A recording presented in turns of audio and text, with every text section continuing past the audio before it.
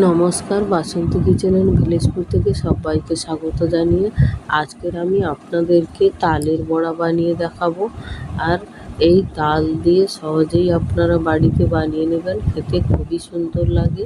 তাহলে চলুন আমি কিভাবে এই তালের বড়াটা বানাচ্ছি আপনারা দেখতে থাকুন, তাহলে অবশ্যই বুঝতে পারবেন। তো কাদের বাড়িতে কাছে তাল পড়ছে অবশ্যই কমেন্টে আপনারা জানাবেন।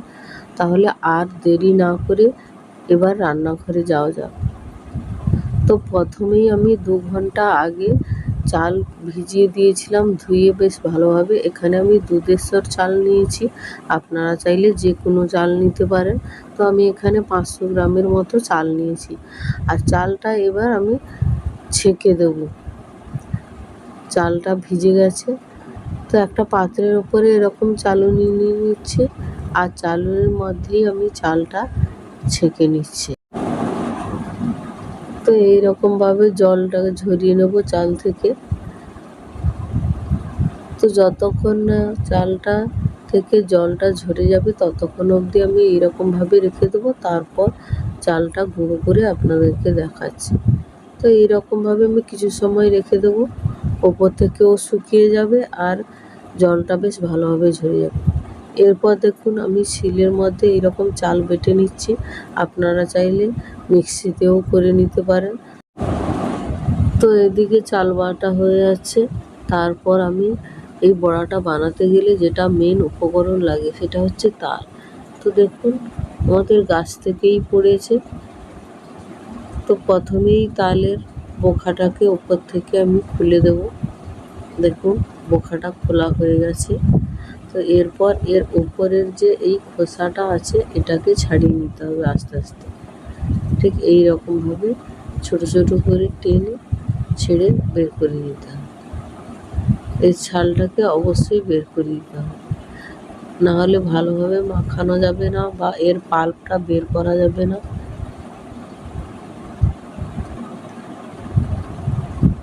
তো দেখুন সম্পূর্ণ ছালটাকে ছিলে বের করে দেওয়া হয়ে গেছে। তো এরপর আমি তালের আটিগুলোকে এরকম ভাগ ভাগ করে নেব, নিয়ে একটু জল দিয়ে ভালোভাবে মাখিয়ে নেব। তাহলে এটাকে এই পাল্পটাকে বের করতে খুব সুন্দর সুবিধা হবে। দেখুন এরপর আমি পাল্পটাকে এইরকমভাবে বের করে নিয়েছি। প্রত্যেকের বাড়িতে এইরকম গ্রেটার আছে, আর এই গ্রেটার দিয়েই পাল্পটাকে বের করে নিলে খুব শক্ত মতো হয়ে পাল্পটা বেরোয়, আর তাহলে এই বড়াটা খেতে খুবই দুর্দান্ত লাগে। তো এই রকমভাবে বানিয়ে নেবেন, তাহলে পাল্পটা খুব সুন্দর বেরোবে। তো দেখুন বন্ধুরা তালের কালারটা কত সুন্দর। তো এই তালটা খুব সুন্দর মিষ্টি, আবার খুব সুন্দর একটা গন্ধও পাওয়া যায়।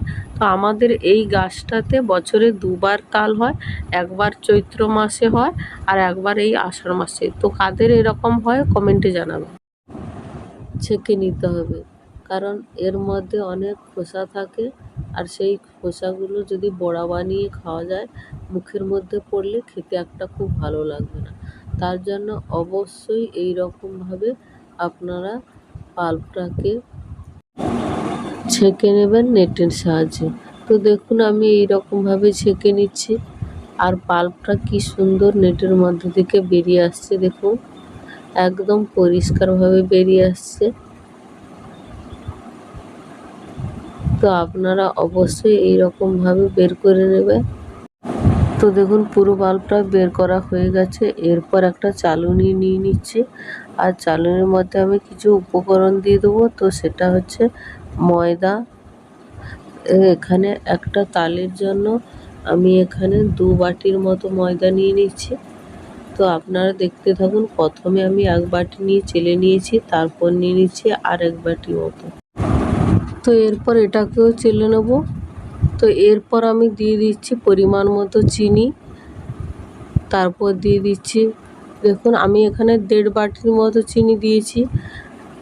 আমার যতটা ময়দা বা তালের পরিমাণটা দেখেই আমি দিলাম। তারপরে দিয়ে দিচ্ছি পরিমাণ মতো লবণ। তো লবণটা দেওয়ার পর আমি বেশ হাত দিয়ে ভালোভাবে মাখিয়ে নিচ্ছি। তো এই রকমভাবে হাতের সাহায্যে বেশ ভালোভাবেই মিশিয়ে নিতে হবে, কারণ এখানে যে চিনিটা দেওয়া আছে চিনিটা গলে ওর সঙ্গে মিশে যাবে। এই রকম মাখাতে মাখাতে আর কিছু সময়ের জন্য রেস্টেও রেখে দিতে হবে। তো দেখেছেন বন্ধুরা কালারটা কত সুন্দর লাগছে। তো আমার বাড়িতে একটু বেশি পরিমাণে হবে, তার জন্য একটু বেশি করেই বানিয়েছি। তো আপনারা আপনাদের পরিমাণ অনুযায়ী নিয়ে নেবেন। তো ঠিক এই রকমভাবে মাখানো হয়ে গেছে দেখুন। তো আরও কিছু সময়ের জন্য আমি মাখিয়ে নেব, নিলে তাহলে চিনিটা তাড়াতাড়ি গলে ওর সঙ্গে মিশে যাবে। তো এই রকমভাবে বেশ ভালোভাবে মিশিয়ে নিতে হবে। তো মেশানো হয়ে গেছে। এরপর তো উনুনের ওপরে আমি একটা কড়া বসিয়ে দিয়েছি। আজকে আমি উনুনেই রান্নাটা করছি, তার জন্য আপনাদেরকে দেখাচ্ছি। আর এখানে নিয়ে নিচ্ছি একটা লোহার কড়া। লোহার কড়াতে বেশ ভাজাভুজি জিনিসটা খুব সুন্দর হয়, আর ভাজতেও বেশ সুন্দর লাগে। তো এটা গরম হওয়া অবধি অপেক্ষা করব, আর তেল দিয়ে দেবো গরম হয়ে গেলে। দেখুন এখানে আমি তেলটা দিয়ে দিচ্ছি। আমি এখানে সাদা তেল নিয়েছি। তো এখানে ডুবো তেলেই বড়াটা ভাজবো, তার জন্য বেশ পরিমাণ মতোই তেল দিয়ে দিয়েছি। তো তেলটা গরম হওয়া অবধি অপেক্ষা করব। তো দেখুন এরপর এই ব্যাটারটার দিকে চলে এসেছি, ওখান থেকে নিয়ে আমি অল্প অল্প করে ছেড়ে দিচ্ছি। দেখুন কি সুন্দর সঙ্গে সঙ্গে ফুলে উঠছে, আর বড়াটা খুব সুন্দর খেতেও লাগে। তো দেখুন এরপর আমি উল্টে দিচ্ছি, কালারটা কত সুন্দর হয়েছে দেখুন। তো আবার উল্টো সাইডটাও আমি বেশ ভালোভাবে ভেজে নেব। তো দেখুন এটা ভাজা হয়ে গেছে। তো এরপর আমি ছাঁচার সাহায্যে তেলটাকে ঝরিয়ে তুলে নেব। তো এইরকমভাবে আমি সবগুলোকেই ভেজে নেব। তো দেখুন কত সহজেই তালের বড়াটা বানানো হয়ে গেল।